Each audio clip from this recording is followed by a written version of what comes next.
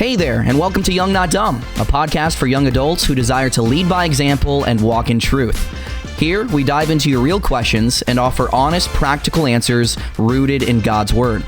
Our goal is to help you navigate life with confidence so that you can step into the purpose that God has for you. All right, I'm back, guys. What are those? What are these? These are my golf shoes, guys. They're my golf shoes. You wear your golf shoes like out in regular public? Like, what are you doing? I am on a grind, and whenever someone says you want to golf, I just want to go. Oh my word! And so I go. So did you bring your golf clubs with you everywhere? Oh yeah, too? I bring my golf clubs everywhere too. I bring my Bible everywhere.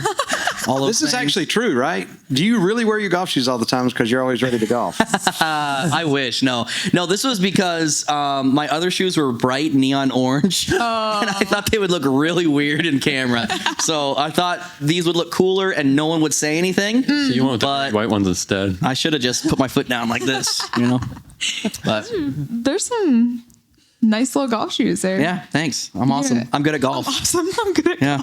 He is good for golf for starting Also super a year ago. prideful, so Yeah. So are y'all doing a podcast today or what? Yeah. Hey, Jesse's back there. Jesse didn't want to come up here because he's never been single before in his life. yeah. Jesse got Too many honeys. Nah, Jesse's been happily married for what, like 30 years? 45. 29 this year, so close to Yeah. 30. Yep. Very nice. Yeah. But we got Michael back. He's up on the couch, and Tavian's still here. If you were with us last week, Tavian, we didn't even really establish this. So like, if you're like newly listening in, but if you've listened for a long time, you would know, but this is my husband. Tavian is my husband. Yeah, buddy. So it's fun to have him here. He's got his day off today and got a couple topics that it's like fun to have you on and talk about. So yeah, sure. it's good. We love you. Okay. So today we're talking about the season of singleness and how to wait well. I feel like a lot of like the couple episodes that we've talked about, like relationships and stuff, I feel like there's so many questions about relationships. Yes. Like Michael, you're a youth pastor. Do you get asked about like relationships, dating, singleness? Not, but I'm a youth pastor? No, sorry. You have been a youth Okay. pastor. Is Senior pastor. Logan is now senior pastor. Michael is youth. What? Should I just get a decrease? Promoted. You've been demoted. But like, sorry, when you were here at our church, I've known you as like the youth pastor. Yeah. You're a senior pastor now of your own church, but you do a lot of youth work still, right? Yes. Like every Wednesday morning, you're meeting with teens, doing a teen Bible study. So you answer a lot of questions. Do you feel like relationship type stuff comes up a lot? Oh my goodness. Yeah. It's all the time. They're asking questions. A lot of times they have the question like, how do I know who the one is? You know, that's the one that we get a lot, and we'll get into that in a little bit.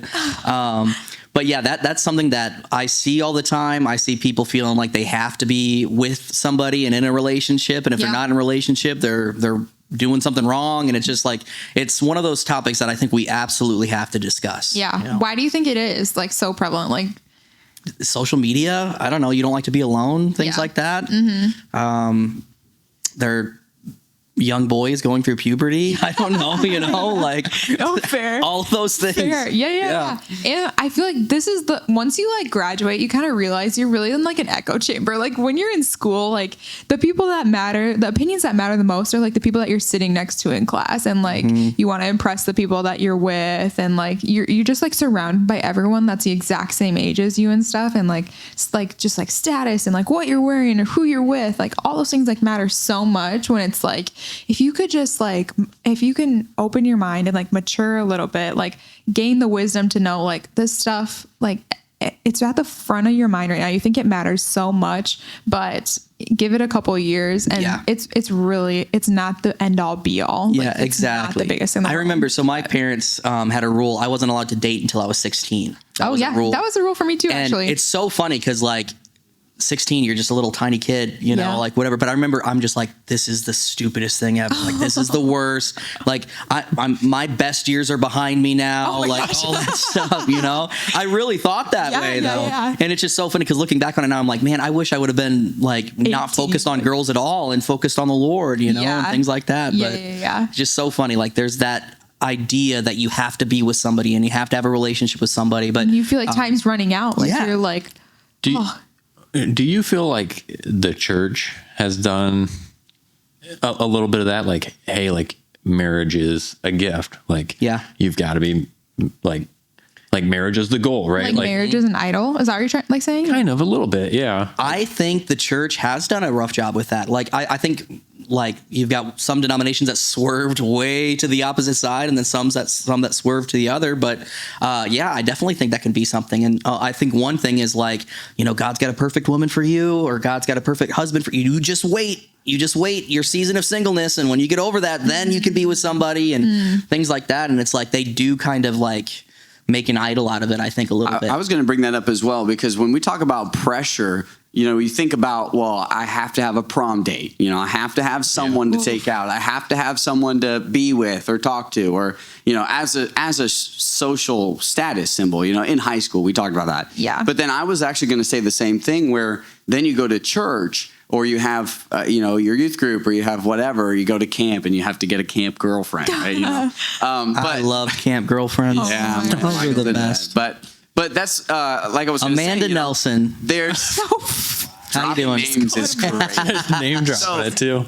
But there's pressure not just at school, not just at, wherever, but pretty much everywhere. And the older you get, the more you feel that pressure. There's people that are in their 20s and don't have a boyfriend or don't have a girlfriend, or are seniors in college. And, that was kind of a big thing for me where I went to college, Time is almost running out. If and you're surrounded, you'll never be surrounded by this many, people your age and that love the Lord and whatever, And so then you're a senior in Bible college or something and you don't have a girlfriend. It's like looked down on because, oh my goodness, your time is up. You've wasted your, So there's pressure all around. And like what Michael said at the very beginning, I think people are just, because of that pressure, because of what the social media and social presence is like, that there's this pressure and we lose sight of the thing that's important, which we even said last week. Anything that will be placed above what is important and which would be our relationship with God is going to be a problem. So it's definitely a relevant topic to bring up today. Yeah, and dude, just read the Bible. The Bible is far more positive about singleness than church culture is. Like, you just look at the examples of people in history in the Bible that remain single, or my mind goes to 1 Corinthians 7. The Apostle Paul, who was single, he said, I wish that you guys were like me, focus on the Lord and all of that stuff. And then I'll read this now, 1 Corinthians 7 and 8. For I would that all men were even as I myself. I say therefore to the unmarried and widows, it is good for them if they abide even as I.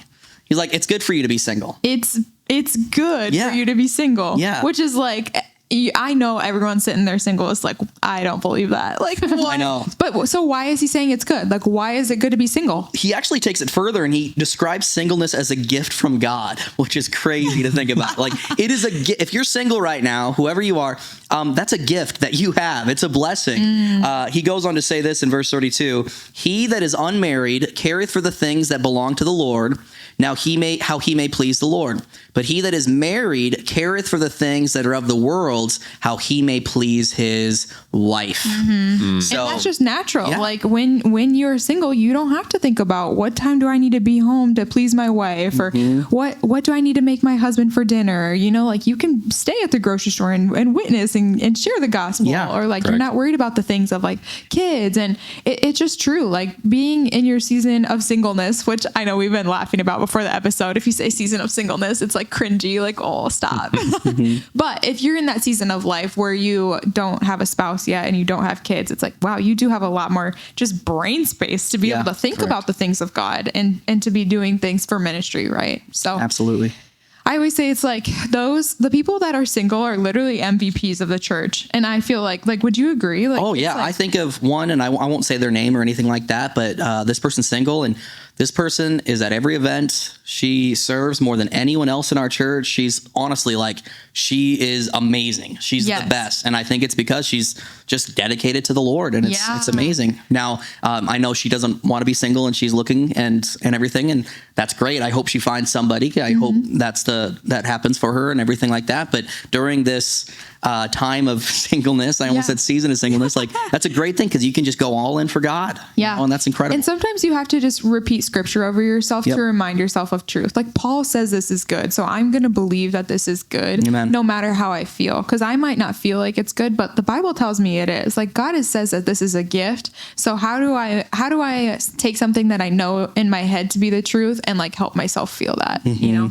What were you going to say, Tavian? Well, I was just going to say, I think it's important to remember too, like in marriage, like you have two separate missions that join together and become one mission, right? But in order for that to happen, you have to have your own mission in your season of singleness that you're working on, right? Like you can't, like, it's not like, oh, I'm just going to have no purpose and then come with somebody else that doesn't have any purpose and automatically we're going to have purpose. Like, Yeah, exactly. It doesn't happen like That's that. good. Exactly. In your season of singleness, you just have to focus, on your personal relationship with Jesus Christ. Because like, I've heard it said this before, like it takes two people to get into a relationship.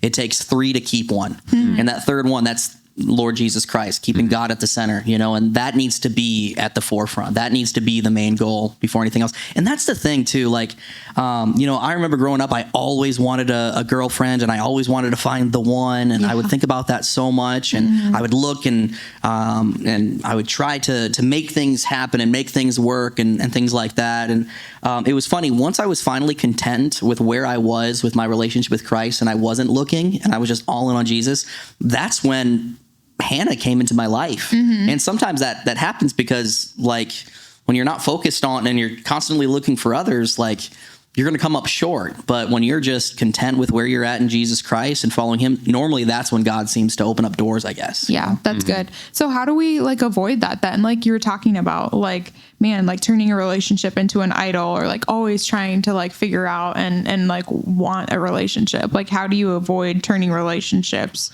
into like an idol while you wait? Yeah, so that's a good one. I think it's important to define what an idol is too. Yeah, for a lot of okay, people. yeah. Like an idol is anything that we look for what only God can give. So security, worth, identity, satisfaction, any of those things, we can make a lot of things idols. And relationships become idols when we start believing that we cannot be okay without one. Like I will only be happy if I find one. Like God made me this way.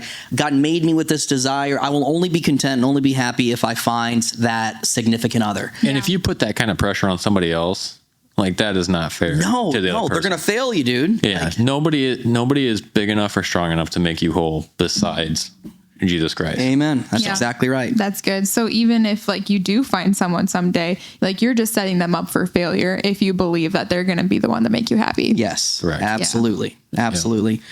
So I would say like, what are you doing throughout your day? Like, are you spending more time on social media, dating apps, things like that? Even if you're just doing it for fun, like, where's your mind at? You know what I mean? Are you doing that more than reading the Bible?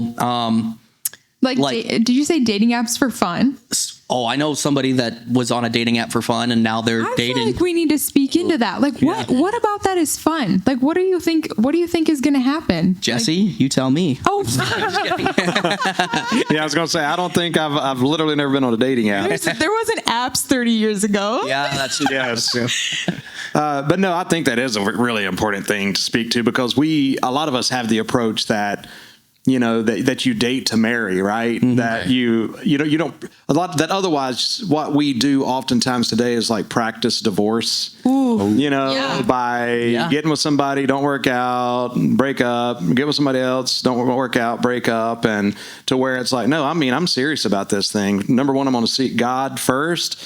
And then number two, if this is a person that I do believe that God's going to put me with, if we go to the dating phase, and I know that probably sounds crazy to some people out there, but I really believe it's a very wise approach that many of us have seen work.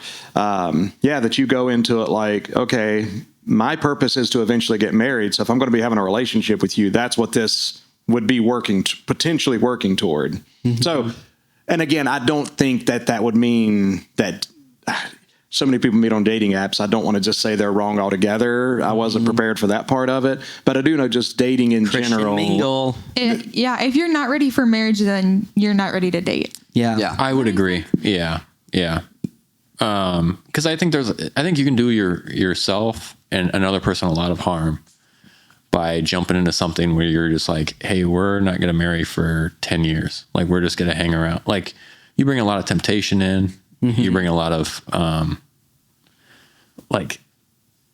just like a lot of temptation. Like, you bring a lot of pointless heartbreak into that. Which would do you more harm than it will in the long run. Right. So, Yeah. And it's like, not, if you don't see yourself spending the rest of your life with that person, then maybe that shouldn't be somebody that you're having a fling with or a relationship with or anything like that. You know, I think that's super important. And then, man, waiting for that right person is so nice. Like it was so nice that me and Hannah, like, obviously, like we did things biblically and did things right. And it's so nice to be able to be each other's, first and enjoy that together and things like that. And it's just like, waiting is a good thing. And I'm so thankful for those seasons of waiting and that seasons of singleness in my life. It was, Yeah, it's really absolutely. good. No, I feel like Tavian and I can attest to that too. It's like, it's such a blessing to do things God's way. And the thing about like dating and marriage is like, you can, like, hindsight's 2020, it's like, oh man, you can look back and be like, wow, I can see how like we saved ourselves from a lot of like heartache. But it's like, once you've already been through the heartache, it's like, dang, well, like we already put ourselves through it. So it's like, where can you learn before having to like make the accidents or make the issues for yourself? It's like, just go to God's word. Like, can you trust God in what he says is best for you? So it's like, go spend time with the Lord, learn to do things how he wants them to be done. And then you save yourself just so much heartache. So much heartache. Yeah. Just so much from the beginning. So, what do you think, like, what would you tell a Christian, who's wanting to do like their best in the season of singleness? Like, what should they be focusing on? Jesus. I literally wrote that, like, when I'm doing my questions. Yeah. A lot of them are really long. And for question 3, I literally just wrote Jesus with an exclamation point. Because that's all. Just focus on your relationship with Jesus Christ, man.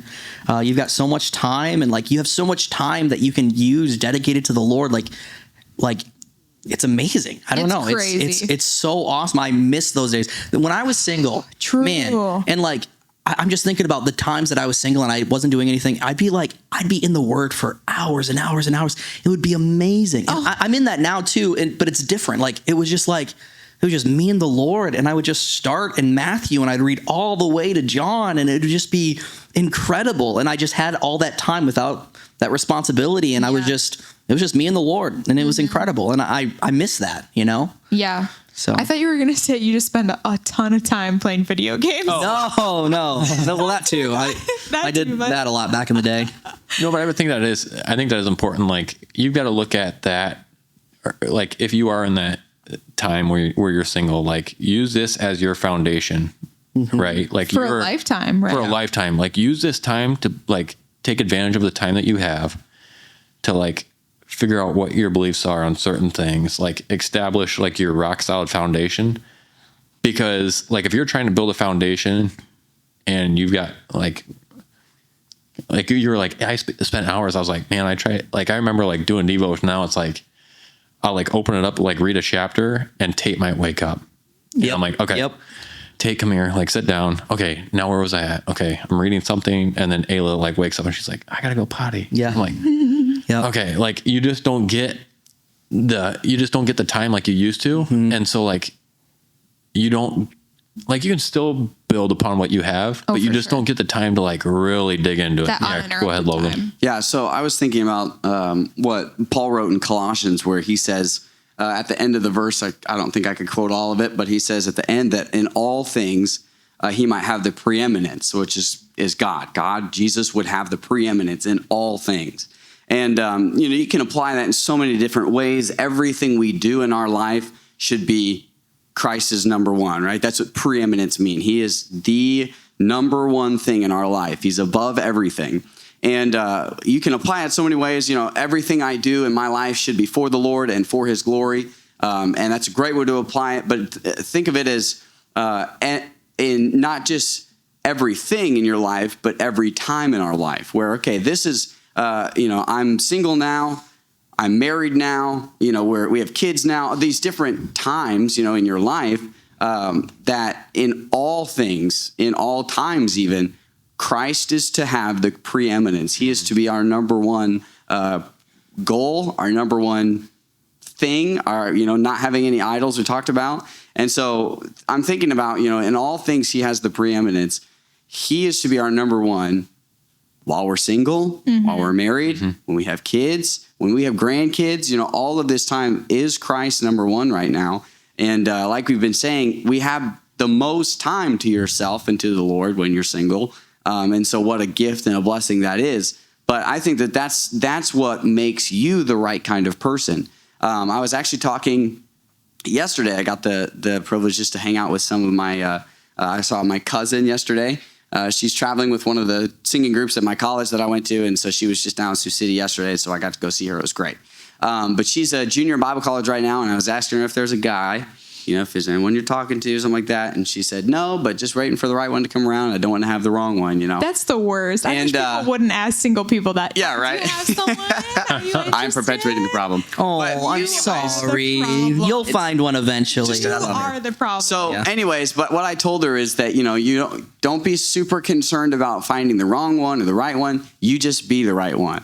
That's and good. If Christ is your number one and you are devoting most of your time to the Lord, you're in all things, he is preeminent in your life, then you're the right one. And then like Michael said, hey, if you prioritize your relationship with the Lord and Christ is your number one, then your life is really going to fall into place. You will see blessings that given to you by God, and you'll be able to reap the benefits of the things that you've sown. And I sincerely believe that. And as Tavian mentioned, we need a mission, right? All of us have a mission and a purpose, and that is to make Christ preeminent and to spread the gospel and do all these things. So you got to live out your mission, and as someone else is also living out, God's will and living out the Bible and all of these things, and your paths meet. What kind of flourishing can come out of a relationship like that? And so, making Christ your number one, making Him preeminent is. Dude. It's just like, that's so important. I loved your line, like, be the right one, because like sometimes we're like, our relationship or our life starts once we get into a relationship, and we have this idea of all, this relationship. But it's like, if I wasn't making Christ my all in all before I met Hannah wouldn't have been interested in me at all. We wouldn't even have, I could have been interested in her, but she would have just been like, see ya. Cause she was like waiting for somebody that was on fire for God and was committed to Jesus Christ and things like that. And, she obviously got so lucky to meet me, but I'm just kidding. I got lucky to meet her, but it was like, if it wasn't for me dedicating my life to the Lord, it never would have happened. And I think that's a big, important thing. You know what's funny about that is I thought that too. Like when me and Max started dating, I was like, I don't know what she's doing. Like the only thing I've got going for me right now is Christ. Because like, there ain't no way. And here's the thing I was thinking about, we can't make marriage like the end all be all. Like, because when you're single, like that's really what you think. But that's kind of what I was saying earlier is like, then once you are married, you're like, this isn't like the end all be all. Like, this doesn't solve all my problems. Like, I'm not Tavian. It doesn't. It's true. Like, let's be honest. Yeah. Like that is helpful for someone who is single to like realize and know, because when you're single, like you don't know what you don't know because you're not in that season yet. But it's like life isn't just magically change and you don't just magically become a better person or more kind or more patient or like, if anything, more fulfilled. If anything, it's more of a struggle because like all of a sudden you have a person right there that's like calling out everything that you like drives them nuts or that they're doing wrong. And you're like, man alive, this is when I signed up. No, you have to like listen to them, wear what they give you, even if it's like camel pants or something like that. Like you have to do that stuff. Or they have a dog or help us. Well, I was thinking about that, and even as like Tavian said, it adds so many different things to your life. But I was you'll talk to people our age, or even this plays into some dating sites. You put your interests in, and you want to have someone that's does the same things as you, has the same interests as you, and you can have a list of they need to read their Bible this much, and they need to go to church this often, and they need to love the Lord, and then they need to be this tall, and then you got to do all that stuff too. But I think the same goes with friendships, where I attract the same kind of people that are like me. Yeah. And so if you have this list of things that I require, they need to be super faithful, loyal. They need to be honest. They need to be loving. It's like, okay, well, how are you in those things? Like the checklist of things that you have for a spouse or for a boyfriend or for a girlfriend. How do you compare to that? Yeah, that's good. Because it should almost be a litmus test to how am I doing? Because I want to be the person that I will attract, And so I think of that as well as be that right person, not be focused on the other right person, saying they have to be perfect for me. Be the perfect person, and then you'll meet the perfect person. Amen. Yeah, so here's kind of a cool story that Hannah likes to tell a lot. But when we started talking, we weren't dating yet or anything, but we were talking back and forth, and she wasn't sure. Jesse preached a message, and he might be sad that he preached this message after this because she knew I was the one after that. But he preached on the fruit of the Spirit and was going over the fruit of the Spirit, Galatians 5:22. For the fruit of the Spirit is love, joy, peace, long-suffering, gentleness, goodness, faith, meekness, and temperance. Against such there is no law. But as he was going through the list, she was just like, man, Michael has that. Michael has that. Michael has that. And that's how she knew. But again, like it wasn't me. It's Christ in me. Like that's not me. My old nature is not that. But it's just like because Christ was at the forefront, that stuff came out, And another thing, ladies, men, especially ladies, please don't have a requirement on how tall they are. There are some short kings out there for you. Like 5'7", 5'6", those guys are the best. So please don't make a list. Like we could maybe go into that a little bit. Yeah, that's what I was thinking.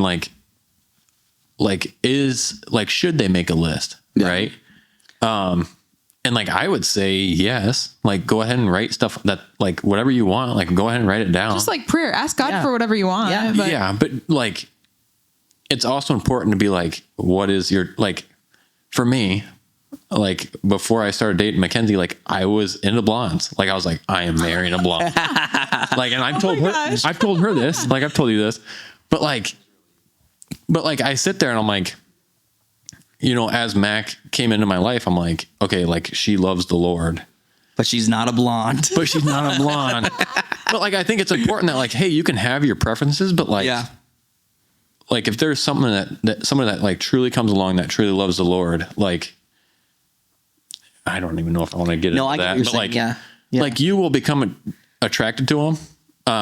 And actually, like the way God set up our bodies, like, and like once you get married, you will really become attracted to them because your mind is like gluing to that other person. Right. Yeah, like, literally. okay.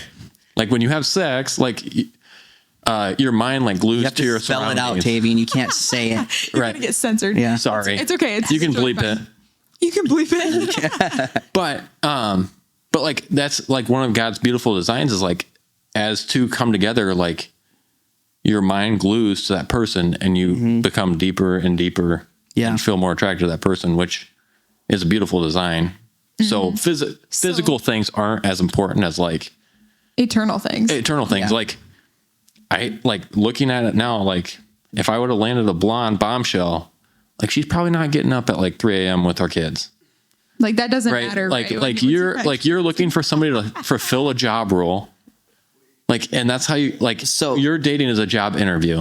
But I do want to clarify. You still think Mackenzie's a brunette bombshell though, right? Oh yeah. Okay, good. 100%. Just checking.